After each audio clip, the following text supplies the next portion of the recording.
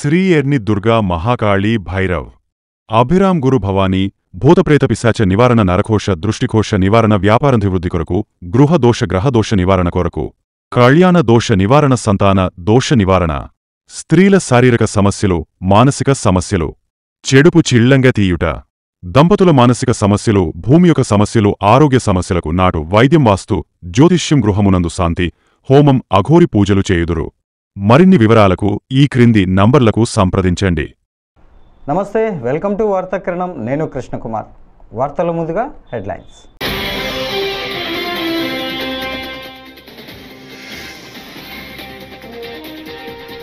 ప్రధాని మోదీకి శ్రీలంక మిత్ర విభూషణ పురస్కారం.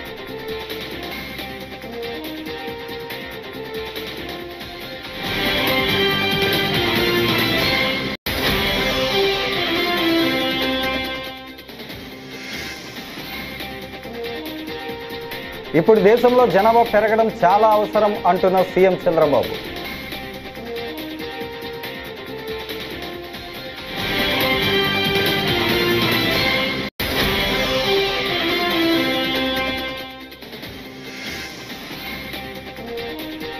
చరిత్రలో చంద్రబాబు ద్రోహిగా మిగిలిపోతాడంటున్న చెల్లిబోయిన శ్రీనివాస్ వేణుగోపాలకృష్ణ.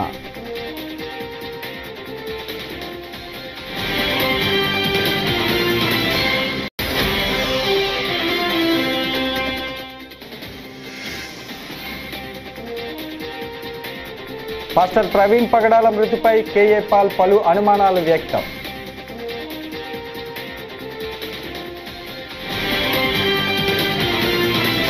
ఇక డీటెయిల్స్ చూస్తే, భారత ప్రధాని నరేంద్ర మోడీకి మరో అరుదైన గౌరవం దక్కింది. శ్రీలంక పర్యటనలో ఉన్న మోడీకి ఆ దేశ అధ్యక్షుడు అనుర కుమార దిశనాయకే శ్రీలంక అత్యున్నత పురస్కారం శ్రీలంక మిత్ర విభూషణను అందజేశారు. ప్రధాని మోడీ ఈ అవార్డు పొందేందుకు అన్ని విధాల అర్హులని పేర్కొన్నారు. కాగా ఇప్పటికే ప్రధాని మోడీ పలు దేశాల అత్యున్నత పురస్కారాలను అందుకున్నారు.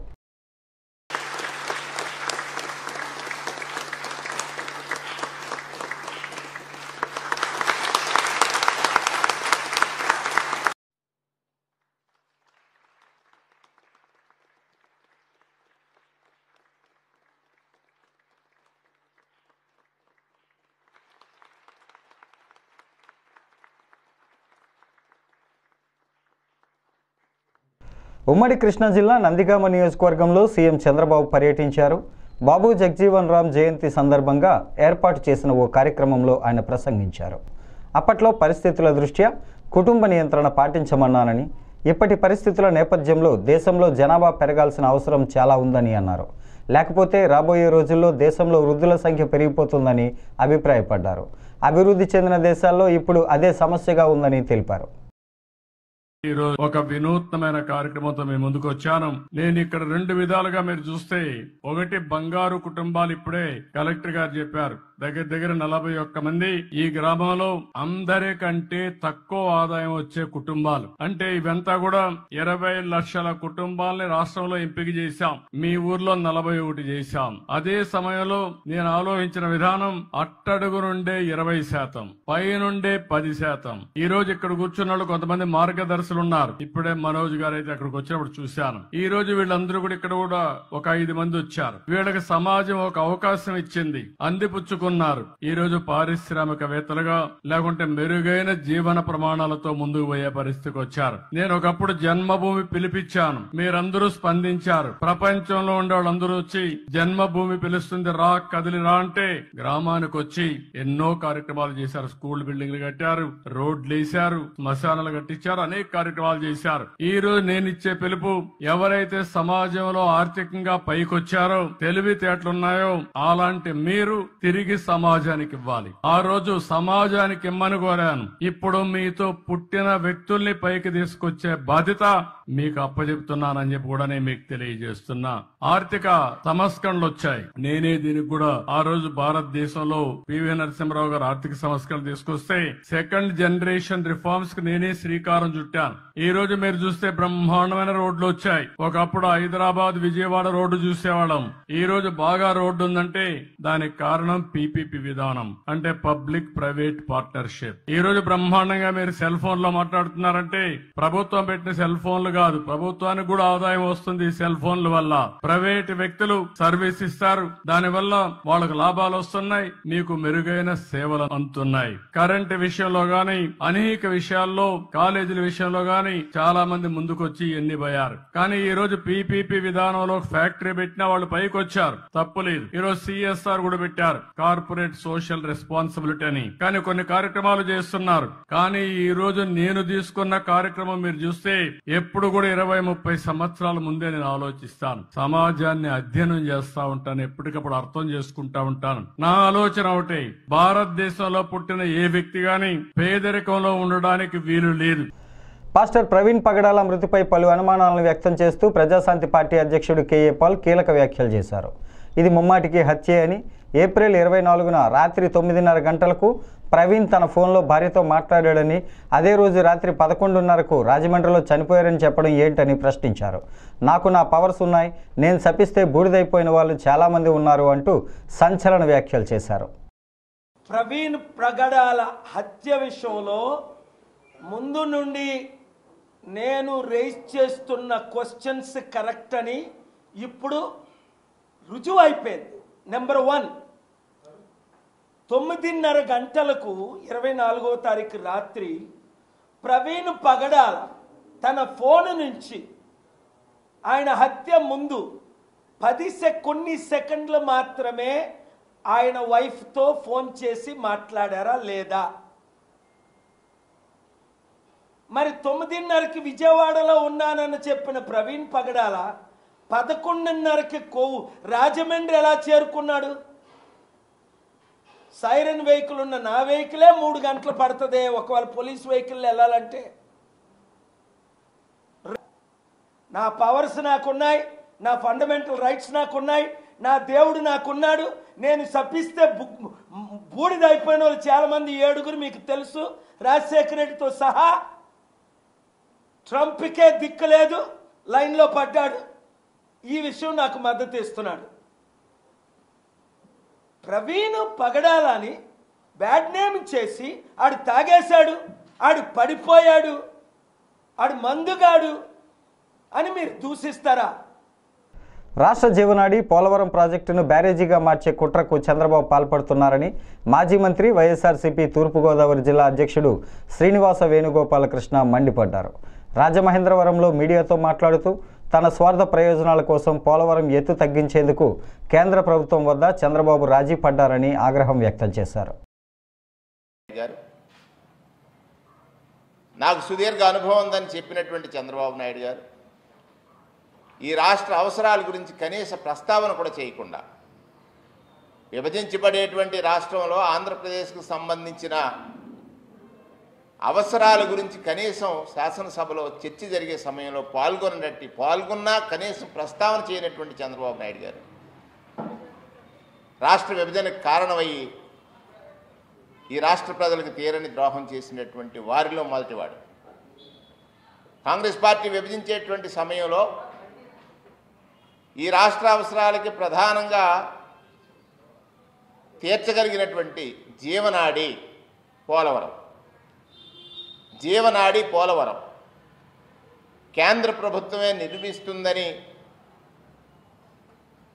కేంద్ర ప్రభుత్వ ఆధీనంలో పోలవరం నిర్మాణం జరుగుతుందని ఆ రోజు విభజన చట్టంలో పేర్కొన్నటువంటి అంశం.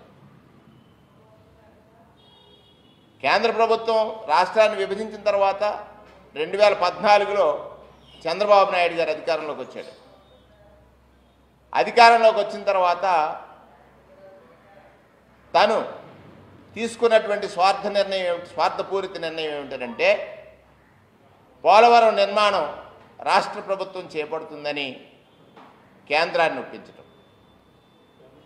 దానికి ఏది తాకట్టు పెట్టాడు? ప్రత్యేక తరగతి హోదా.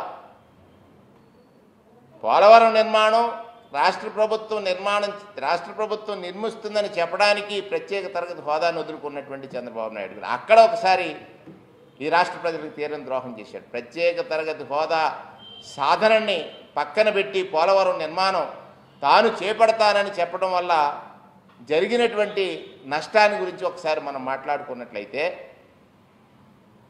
పోలవరం నిర్మాణం రాష్ట్ర ప్రభుత్వం చేపట్టిన తర్వాత సరైన రీతిలో తీసుకొని నిర్ణయాల వల్ల, అంటే ఇంజనీరింగ్ పరిజ్ఞానం లేనటువంటి వారు కూడా ఆలోచన చేయగలుగుతారు. ఎందుచేతనంటే ఒక ప్రవాహం ఉంది, ఆ ప్రవాహాన్ని అదుపు చేయాలి. అదుపు చేస్తే పై ప్రాంతాలు ముంపుకు గురవుతాయి. ముంపుకు గురైనటువంటి ప్రవాహం నుంచి కిందకి నీరు వెళ్ళటానికి పోలవరం నిర్మాణంలో స్పిల్వే అనేటువంటిది మొట్టమొదటిగా నిర్మించాల్సినటువంటి ప్రాధాన్యత అంశం. ఆ స్పిల్వే నిర్మాణంలో ఎక్కడ చొరవ తీసుకోలేదు. చొరవ తీసుకోకుండా కేవలం తనకు కలిసి వస్తుందనేటువంటి ఆలోచనతోటి upper coffer dam, lower coffer dam ఈ రెండు పూర్తి కావాలి. అప్పర్ కాపర్ డ్యామ్ పూర్తి కావాలంటే స్పిల్వే ప్రధానమైనటువంటిది. లోయర్ కాపర్ డ్యామ్ ప్రారంభించేశారు, అప్పర్ కాపర్ డ్యామ్ ప్రారంభించేశారు. మధ్యలో డయాఫ్రామ్ వాల్ వేసేశారు. డయాఫ్రామ్ వాల్ వేసి వరదలు వచ్చే సమయానికి అప్పర్ కాపర్ డ్యాంలో స్పిల్వే లేని కారణం చేత 2 గ్యాప్స్ వదిలితే హెవీగా వచ్చినటువంటి వాటర్ ఫ్లడ్ టైంలో ఈ ఏదైతే కాపర్ డ్యామ్ ఉందో ఆ కాపర్ డ్యామ్ మీద ప్రెజర్ పడి కవర్స్ అయిపోయాయి. ఆ నష్టానికి కారణం ఎవరు? చంద్రబాబు నాయుడు గారు కాదా? రాష్ట్ర ప్రజలు ఆలోచించాలి. తన తీసుకున్న నిర్ణయం వల్ల కాదా? కనీసం అప్పర్ కాపర్ డ్యామ్ నిర్మాణం జరిగే టైంకి స్పిల్వే కనుక నిర్మించకపోతే ఈ నష్టం జరుగుతుందనే ఆలోచన లేదా? జరిగింది. ఏదైతే జలశక్తి సంఘం ఉందో, అంటే పోలవరం అథారిటీ ఏదైతే నిర్ణయం తీసుకుందో, కేంద్ర ప్రభుత్వ అధీనంలో ఉన్నటువంటి సంస్థ పాడైనటువంటి కాపర్ డ్యామ్ని ఎలా నిర్మించాలనేటువంటి దాని మీద జరిగిన జాప్యం, దాన్ని ప్రతిపక్షం మీద నెడుతున్నాడు. 2019లో జగన్మోహన్ రెడ్డి గారు అధికారంలోకి వచ్చిన తర్వాత జరిగినటువంటి నష్టాన్ని ఎలా నివారించాలి? ఖచ్చితంగా 45.72 అడుగులు ఎత్తు నిర్మాణం జరిగితేనే ఈ రాష్ట్ర ప్రయోజనాలకి పోలవరం పూర్తిగా న్యాయం చేసినట్టు ఉంటుందని కేంద్ర ప్రభుత్వాన్ని ఒప్పించాడు ఆయన. ఏదైతే చంద్రబాబు నాయుడు గారు రాజీ పడినటువంటి ఆ ఎస్టిమేట్స్ నుంచి ఈ రాష్ట్ర ప్రయోజనాలకు సంబంధించినటువంటి విధంగా ఈ కాపర్ డ్యామ్ కానీ పోలవరం కానీ నిర్మాణం చేయాలని ఆలోచించాడు. స్పిల్వే పూర్తయింది. పూర్తయిన తర్వాత మళ్ళీ కాపర్ డ్యామ్ నిర్మాణం కోసం కేంద్ర ప్రభుత్వం అనుమతుల కోసం ప్రయత్నం చేసినటువంటిది. ఇవాళ ప్రభుత్వం మారింది. గత పాలకుడి మీద నెపం నెట్టి తానేదో సాధించాననేటువంటి అట్టహాసం చేసేటువంటి చంద్రబాబు నాయుడు గారికి వాస్తవాలు ప్రజలకు తెలియదనేటువంటి ఒక అభిప్రాయం ఉంది. వాస్తవాలు ఇవి. తాను తీసుకున్న నిర్ణయం వల్ల ఏదైతే కాపర్ డ్యామ్ నిర్మాణంలో గ్యాప్లు వదిలేయటం వల్ల డయాఫ్రామ్ వాల్ కొట్టుకుపోతే ఆ డయాఫ్రామ్ వాల్కి జరిగినటువంటి నష్టాన్ని నివారణ చేయటం కోసం, డయాఫ్రామ్ వాల్ మళ్ళీ నిర్మాణం చేయటం కోసం కేంద్ర ప్రభుత్వం అనుమతులు ఇస్తే ఇవాళ ఎత్తు తగ్గించి జగన్మోహన్ రెడ్డి గారు ప్రభుత్వంలో ఉండగా 12,700 కోట్ల రూపాయలు పోలవరం నిర్మాణానికి నిర్మాణం చేసినటువంటి బాకీలను తీర్చేటువంటి పరిస్థితి, నిర్మాణం చేయడానికి మళ్ళా ఇచ్చినటువంటి పరిస్థితి ఉంటే మీ మంత్రుల చేత ఏం మాట్లాడిస్తారు? పోలవరం పాస్టర్ ప్రవీణ్ మరణించి 14 రోజులైన పోస్టుమార్టం రిపోర్టు ఎందుకు రాలేదని అమలాపురం మాజీ ఎంపీ హర్షకుమార్ ప్రశ్నించారు. శనివారం ఆయన మీడియాతో మాట్లాడుతూ ప్రవీణ్ భార్య ప్రభుత్వంపై నమ్మకం ఉందని చెప్పడంతో తమకు ఏం కాదని ప్రభుత్వం భావిస్తోందా? పోలీసు విచారణ యాక్సిడెంట్ కోణంలోనే విచారణ చేస్తున్నారు. యాక్సిడెంట్గా చూపెట్టడం కోసం 24 గంటలు పోలీసులు ప్రయత్నిస్తున్నారు అని అన్నారు. ఛానల్స్లో వచ్చినాయండి ఫేక్ వీడియోలు. దానికి పోలీసులకు రిలీజ్ చేసిన వీడియోలకి సంబంధం లేదని ఐజీ చెప్పాడు. ఐజీని కూడా ఫేక్ అని ఎలాగడుగుతారా, ఎలాగా ఫేక్ అని చెప్తారని అడగండి. ఐజీ చెప్పిన మాటలే నేను చెప్తున్నాను, నేను సొంతంగా చెప్పిన మాటలు ఏం లేవు. ఇంకా హత్యని నేను ఎందుకు డౌట్ పడుతున్నాను? ప్రతి మానవుడికి, ప్రతి వాడికి కూడా అనుమానించే ఇది ఉండాలి, ప్రశ్నించే హక్కు ఉండాలి. అదే మన భారతదేశం సెక్యులర్ విధానం. ఇక్కడ జరుగుతున్నది ఏంటి? నేను హత్య అని అనుకుంటున్నాను, వాళ్ళు యాక్సిడెంట్ అని అనుకుంటున్నారు. నేను ఈ డౌట్ ఎక్స్ప్రెస్ చేసినప్పుడు ఇది హత్య కాదు, ఇది యాక్సిడెంట్ అని ప్రూవ్ చేయాలి 14 రోజుల్లో. లేదంటే హత్య మీద దర్యాప్తు చేయాలి. ఎందుకు నేను హత్య అనుకుంటున్నాను? తల మీద దెబ్బలు చెప్తున్నాను కదా, తల మీద దెబ్బలు ఉన్నాయి, ముఖం మీద దెబ్బలు ఉన్నాయి, ప్రతి చోట దెబ్బలు ఉన్నాయి. అటువంటిప్పుడు యాక్సిడెంట్ ఎలా అవుతుంది? హెల్మెట్ పెట్టుకున్నవాడు తల మీద దెబ్బలు ఎలా వస్తాయి? పోస్ట్ మార్టం రిపోర్ట్లో కూడా నాకు కాన్ఫిడెన్షియల్గా తెలిసింది సస్పీషియస్ ఏంటంటారు, సస్పీషియస్ ఇంజురీస్. తర్వాత ఈ ఫేక్ మీడియాల్లో అతన్ని క్యారెక్టర్ అసాసినేషన్ చేయడానికి మందులు కొన్నాడని చెప్పి, లిక్కర్ కొన్నాడని రకరకాల వీడియోలు వచ్చింది. నేను అన్నాను లిక్కర్ కొంటే తప్పేముంది, తప్పేం కాదు కదా అని చెప్పాను. కానీ అతను లిక్కర్ తాగడంట. చాలామందిని అడిగాను, లిక్కర్ తాగడంట. లిక్కర్ తాగి క్వశ్చనే లేదు, అతను లిక్కర్కి అలవాట్లేదు అని చెప్పారు. ఇప్పుడు ఆ ఫేక్ వీడియోలు ఆ రకంగా వాళ్ళు చెప్పారు. అప్పుడు మీకు ఒక హత్య కేసు కానీ ఏదైనా కేసు దర్యాప్తు చేస్తున్నప్పుడు 100 మందిని నమ్మించాలి. 99 మంది నమ్మి ఒకళ్ళు నమ్మితే అది ఇదవ్వదు. ఇది సుప్రీంకోర్టు జడ్జిమెంట్లో చెప్పింది. సో దాట్ మీరు దాని ప్రకారం మీరు నాకు కూడా కన్విన్స్ చేయండి, ఇది హత్య అని ప్రూవ్ చేసి చెప్పండి. నాకే కాదు, ప్రజానికాన్ని అందరికీ హత్య అని చెప్పండి, లేదంటే యాక్సిడెంట్ అని చెప్పండి. ఇగో యాక్సిడెంట్ అని ఇంది ఏమీ అనౌన్స్ చేయకుండా సస్పీషియస్ డెత్ అని చెప్పి 14 రోజులు పెట్టుకుంటారు. ఓ పక్కేమో యాక్సిడెంట్ అని ప్రచారం చేస్తూ. దర్శకుడు రాజమౌళి చేసిన ఒక ట్వీట్తో తన జీవితానికి బంగారు బాటలు పడ్డాయని నటుడు సంపూర్ణేష్ బాబు గుర్తు చేసుకున్నారు. తన తొలి చిత్రం హృదయ కాలేయం విడుదలై 11 ఏళ్లు పూర్తయిన సందర్భంగా తనను ఆదరిస్తున్న ప్రేక్షకులకు అవకాశాలు ఇచ్చి ప్రోత్సహించిన దర్శక నిర్మాతలకు కృతజ్ఞతలు తెలిపారు. ప్రేక్షకులను అలరించేందుకు మరిన్ని మంచి చిత్రాలతో సిద్ధమవుతున్నట్లు ఆయన తెలిపారు. ఎక్కడో చిన్న పల్లెటూరు, ఒక మధ్యతరగతి కుటుంబంలో పుట్టి బంగారు ఆభరణాలు తయారు చేసుకునే నన్ను సినిమాల మీద ఎంతో మక్కువ ఉన్నటువంటి లక్షలాది మందిలో నేను ఒకరిని. అలాంటిది ఒక సినిమా హృదయకాలయం అనే ఒక సినిమా తీసి ఆ సినిమా ద్వారా ఒక స్టార్డమ్ ఇచ్చి నా పేరు మీద సంపూర్ణేష్ బాబు అనే పేరు మీద ఒక సంగు రాయించి ఇలాంటి ఛాంబర్లో ఎప్పుడో కానీ ఏదన్నా అకేషన్ ఉంటే కానీ రాలేనటువంటి ఎంతో మందిలో నేను ఒక్కడిగా ఇవాళ ఈ ఛాంబర్లో ఈ ప్రెస్ మీట్ పెట్టేంత స్థాయికి తీసుకొచ్చింది నేను దైవంగా భావించే, ఒక అన్నగా భావించే రాజేష్ అన్న. నా పేరు మార్చి అప్పటి నుంచి నా జీవితంలో చాలా మార్పులు. ఆటోలలో తిరిగే నన్ను ఫ్లైట్లలో దింపే రేంజ్కి తెచ్చిండు. నేను వాడుతున్నటువంటి కారు కూడా నిజంగా నేను ఎప్పుడైనా కొననా అనుకున్నది ప్రతిదీ 11 సంవత్సరాల కింద స్టార్ట్ అయినటువంటి జర్నీ ఇప్పటి వరకు నా జర్నీలో అన్ని అద్భుతాలు. వెనక్కి తిరిగి చూసుకుంటే నరసింహాచారికి సంపూర్ణేష్ బాబుకు తేడా ఏంటంటే నక్కకు నాగలోకానికి ఉన్నంత తేడా అనుభవిస్తున్నా. ఇదంతా ఇచ్చినటువంటిది రాజేష్ అన్న. రాజేష్ అన్నకు నా లైఫ్ ఉన్నంత వరకు నేను రుణపడి ఉంటా. మా ప్రయత్నానికి సపోర్ట్ చేసినటువంటి మొదటి గురువు అంటే మొదటి సపోర్ట్ చేసి మా భుజం తట్టిన వ్యక్తి ఎవరు అని అంటే గురువు గారు రాజమౌళి గారు. సార్ మీకు శిరస్సు వంచి నమస్కరిస్తున్నాను సార్. ఒకరోజు మీరు ఒక ట్వీట్ వేసి నా జీవితాన్నే మార్చేశారు. ఈ 11 ఏళ్ళు సుదీర్ఘంగా హాయిగా ప్రశాంతంగా జరిగిపోయింది. అలాగే మా హృదయకాలం పనిచేసినటువంటి డైరెక్షన్ డిపార్ట్మెంట్ కానీ మహేష్ అన్న, చైతన్య అక్క, కత్తి గారు లేరు ఇప్పుడు మన మధ్యలో, అది బాధాకరం. చాలామంది ఆర్టిస్టులు, Joshua master, dance master, Hari master, వీళ్ళందరికీ నా తోటి నటించిన ఆర్టిస్టులందరికీ పేరు పేరున ధన్యవాదాలు.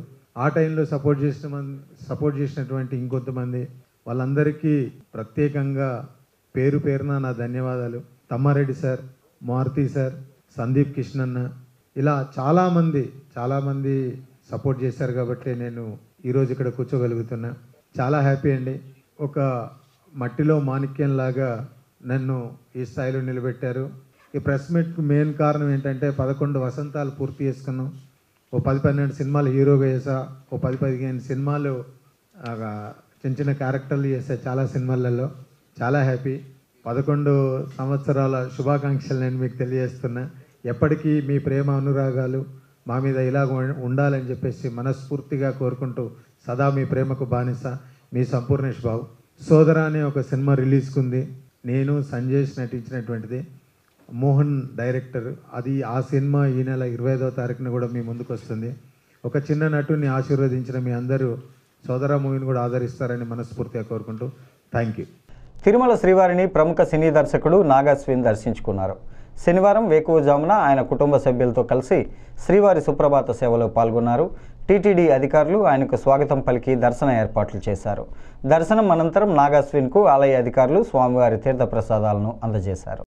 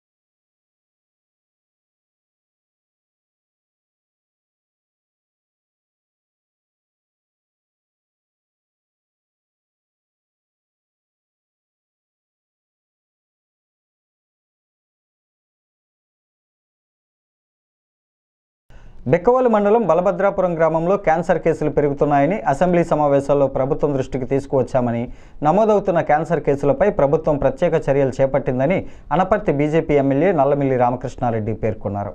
ది రాజమండ్రి ప్రెస్ క్లబ్లో శనివారం ఆయన మీడియాతో మాట్లాడుతూ కొంతమంది జిల్లా స్థాయి అధికారుల వల్ల కాస్త జాప్యం జరుగుతోందని, వారు పాత నివేదికలను ప్రభుత్వానికి పంపించి తప్పుదోవ పట్టించడానికి ప్రయత్నిస్తున్నారని తెలిపారు.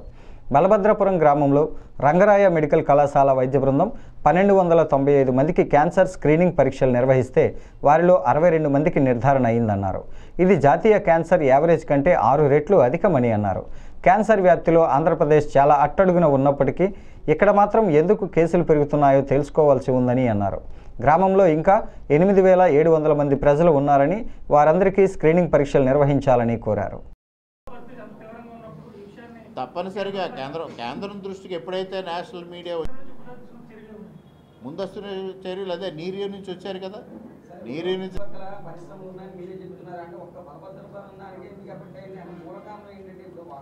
ఇవాళ 3-4 గ్రామాలు చెయ్యాలనేదే మాట్లాడుతూ ఉన్నా.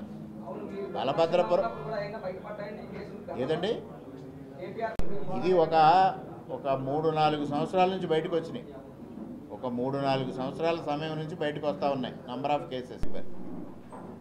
ఐసీఎంఆర్ని అడ్రస్ చేస్తాను.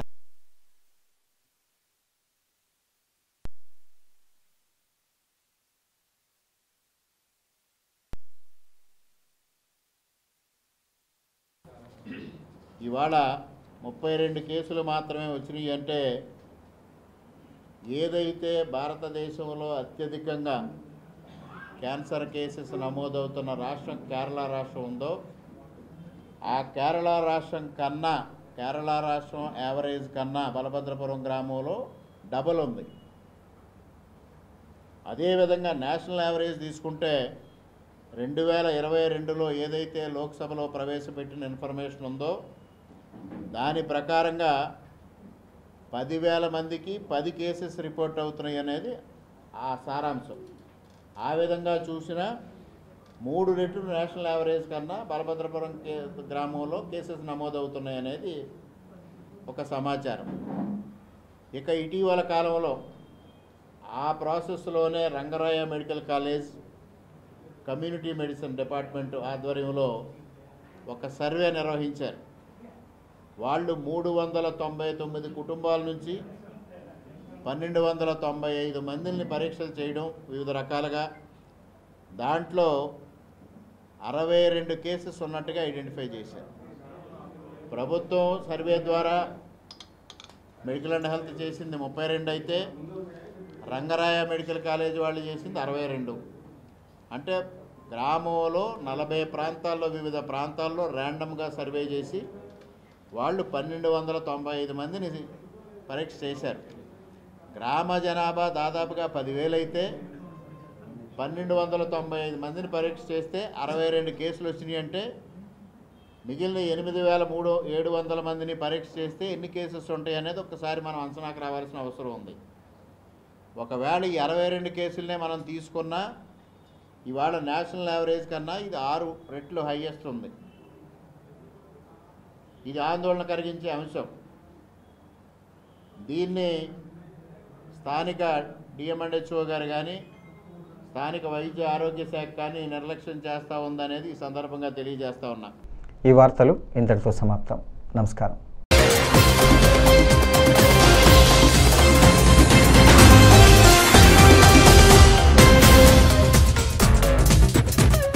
శ్రీ ఎర్ని దుర్గా మహాకాళీ భైరవ్ అభిరామ్ గురు భవానీ భూతప్రేత పిశాచ నివారణ నరకోశ దృష్టికోశ నివారణ వ్యాపారాభివృద్ధి కొరకు గృహదోష గ్రహదోష నివారణ కొరకు కళ్యాణ దోష నివారణ సంతాన దోష నివారణ స్త్రీల శారీరక సమస్యలు మానసిక సమస్యలు చెడుపు చిళ్లంగా తీయుట దంపతుల మానసిక సమస్యలు భూమి యొక్క సమస్యలు ఆరోగ్య సమస్యలకు నాటు వైద్యం వాస్తు జ్యోతిష్యం గృహమునందు శాంతి హోమం అఘోరి పూజలు చేయుదురు. మరిన్ని వివరాలకు ఈ క్రింది నంబర్లకు సంప్రదించండి.